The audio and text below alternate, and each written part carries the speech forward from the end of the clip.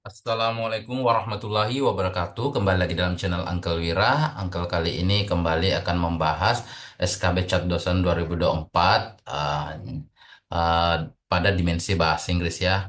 Pada dimensi ini kita akan bahas bagaimana sih karakteristik soal dan karakteristik jawaban ya. Nah, dengan ini adalah salah satu dimensi yang menjadi momok bagi banyak peserta karena dimensi bahasa Inggris ini eh, banyak kemarin itu banyak yang salah ya. Bahkan kendati orang-orang yang punya pemahaman yang bagus tentang bahasa Inggris tetapi eh, juga tidak bisa mencapai skor yang maksimal di dimensi ini. Jadi ini salah satu dimensi yang paling ditakuti oleh banyak peserta ya. Nah, tentunya di sini kita harus memahami terlebih dahulu bagaimana sih karakteristik soal dan bagaimana karakteristik jawaban. Percaya teman-teman bahwa di soal dimensi bahasa Inggris itu tidak ada soal tentang grammar, structure seperti soal-soal yang selama ini kita pelajari ya. Jadi tidak ada soal-soal tentang seperti itu ya yang selama ini teman-teman hadapi di dalam mempelajari soal-soal bahasa Inggris di kampus ataupun di tes-tes lainnya ya.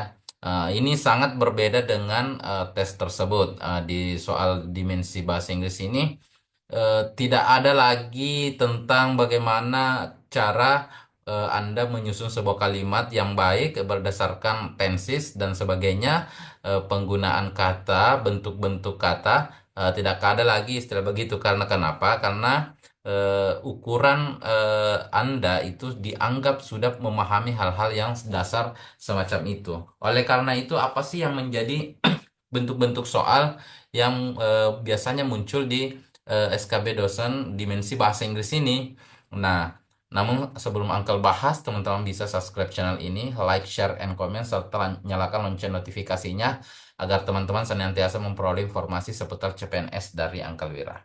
Langsung saja kita lihat karakteristik soal ya. Jadi kita harus pahami dulu bagaimana karakteristik soalnya, kemudian bagaimana karakteristik jawaban dari berdasarkan karakteristik soal yang diberikan ya. Nah, coba kita lihat. Yang pertama itu ada narasi berita ya. Jadi soal yang salah satu soal yang muncul itu adalah narasi dalam bentuk berita ya. Gini ya. Jadi ada narasi berita. Apa poinnya narasi berita ini? Poinnya adalah informasi. Jadi kalau di narasi berita itu Anda harus fokus pada informasinya ya. Nah, informasinya itu biasanya ada di bagian-bagian kalimat kedua hingga kalimat terakhir. Nah, soalnya itu enggak panjang-panjang ya. Bukan semacam satu artikel utuh tidak ya, tetapi modelnya itu potongan ya, potongan. Jadi bukan satu artikel utuh. Nah, di sini kalau narasi berita, poinnya adalah informasi. Informasi itu biasanya ada di kalimat kedua hingga terakhir.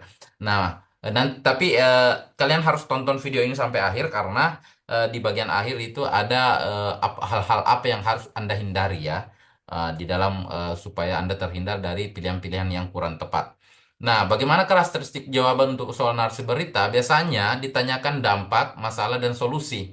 Jadi kalau ada berita, berarti kalau dia sampaikan berita, di dalam berita itu tentunya banyak hal ya. Apakah beritanya dua kemungkinan? Yang pertama, apakah beritanya positif atau beritanya negatif? Artinya apa? Kalau dia tidak memberikan informasi yang berkembang, perkembangan berarti masalah ya. Gitu. Nah, yang ditanyakan dampak dari biasanya peristiwa itu ya, berita itu, kemudian jenis masalah apa masalah yang dibahas di dalam, dan biasa juga diminta berdasarkan berita tersebut, misalnya kalau beritanya adalah berita menunjukkan ada beberapa masalah, solusi yang paling tepat untuk mengatasi berita itu, berarti kita biasa ditanyakan solusi ya.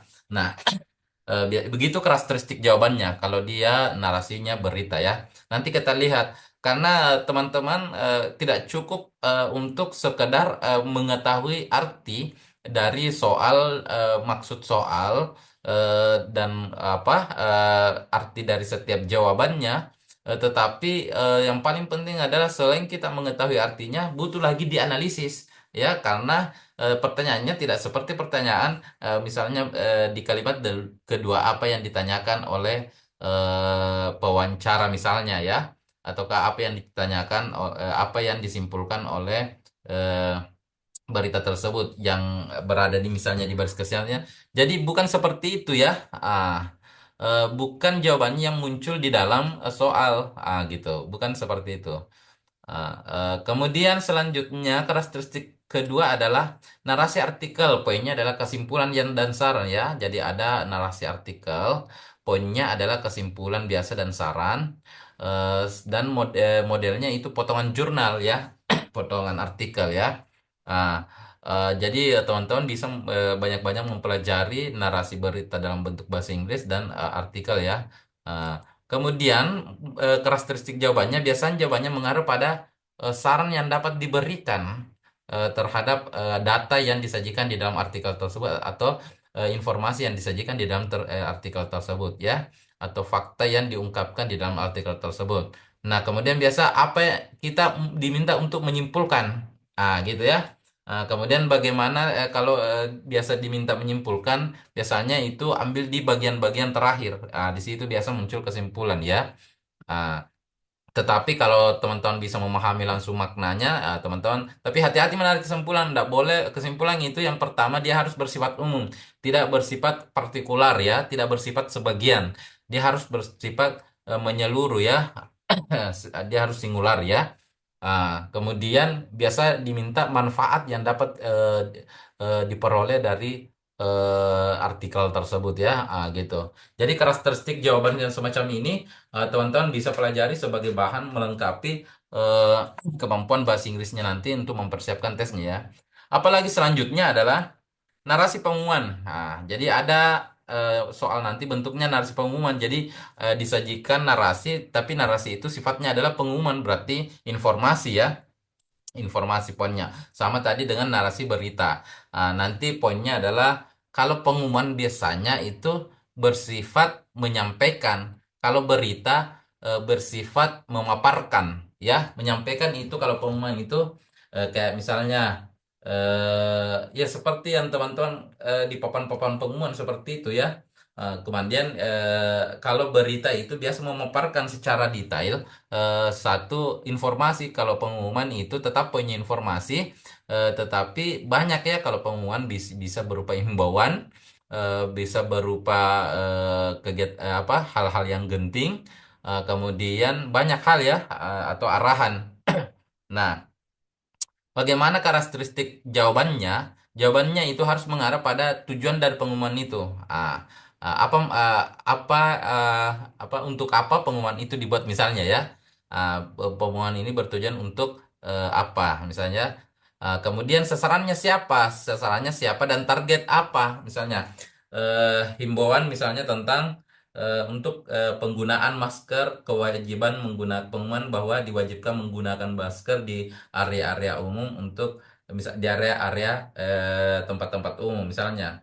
Nah, itu biasanya ditanyakan apa tujuannya itu. Nah, di jawabannya itu adalah misalnya untuk terhindar dari apa, penyebaran virus yang semakin marak misalnya ya, atau sasarannya siapa, sasarannya masyarakat umum dengan targetan bahwa eh, untuk pencegahan penyebaran virus misalnya ya.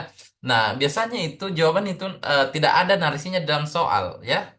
Jadi jangan pilih, kebiasaan kebiasaan kita kan umumnya adalah memilih jawaban kalau misalnya kita tidak memahami, pilih saja jawaban yang narasinya ada di dalam soal. Hindari yang itu ya. Pasti bukan itu jawabannya. Kemudian tes argumentasi. Nah, kalau tes argumentasi itu apa poinnya? Tes argumentasi itu poinnya adalah opini, berarti pendapat. Berarti kalau pendapat itu pandangan, ya, pandangan subjek di dalam teks. Ya, gitu. Jadi ada argumentasi. Kalau narasi berita tadi yang memaparkan informasi saja ya secara detail, tapi argumentasi betul-betul pandangan atau opini ya, bukan hal-hal yang bersifat fakta. Berarti ada istilah menurut, ataukah nanti teman-teman akan mendapatkan pikiran yang tidak bukan agak apa, bukan yang bersifat teoritis ya. Bukan lagi hal-hal yang bersifat faktual ya. Karena dia sifatnya argumentasi atau opini. Bagaimana karakteristik jawabannya? Biasanya jawabannya itu mengarah pada pandangan subjek. Nah, apa misalnya yang yang subjek maksud ya, misalnya kalau penulis misalnya di situ, apakah yang penulis maksud dari perkataan A ya, misalnya gitu. Nah, kita nanti yang tafsirkan sendiri. Ah, apa maksud dari berdasarkan opini yang disajikan? Nah, tentunya pilihan itu tidak mungkin muncul di jawaban yang benar itu tidak mungkin muncul di dalam narasi soalnya. Biasanya jawaban itu yang disebut mengarah pada pandangan subjek. Nah, pandangan ini hanya bisa kita tahu kalau kita tahu argumentasi dari subjek tersebut, ya. Apa argumentasinya? Apa yang pendapatnya tentang satu masalah? Nah, oleh karena itu, baru kita bisa analisis. Oh, kalau begitu pendapatnya, maka pandangan si subjek ini akan seperti ini, ya. Nah, dan juga biasa menanyakan tentang hubungan, ya. Nah, misalnya pandangan si subjek ini dengan hubungan kehidupan modern atau teknologi hari ini, ya banyaklah pertanyaannya. Nah, kita yang analisis sendiri. Jadi itu beratnya di dimensi bahasa Inggris ada. Selain kita sudah harus memahami soalnya, kita juga harus mampu menganalisis, ya menganalisis dalam karena kadang kita tahu arti soal, makna soal, dan arti dari jawaban-jawaban yang disediakan, tetapi kita kadang masih salah di dalam memilih jawaban ya. Karena itu tadi bahwa tidak cukup dengan memahami artinya, mengetahui artinya, tetapi juga butuh pemahaman, analisis, dan penalaran terhadap isi teks tersebut, ya. Gitu. Nah, tentunya setelah kita memahami karakteristik soal dan karakteristik jawaban, apa-apa saja yang mesti teman-teman selanjutnya lakukan, ya. Oke, di dimensi bahasa Inggris ini, teman-teman, yang pertama, hindari jawaban, hindari jawaban yang narasi jawaban itu ada di dalam soal, ya, hindari ini, ya. Oke, seperti yang Angkel sebutkan tadi di slide pertama, hindari jawaban yang narasinya ada di dalam soal. Itu yang paling penting.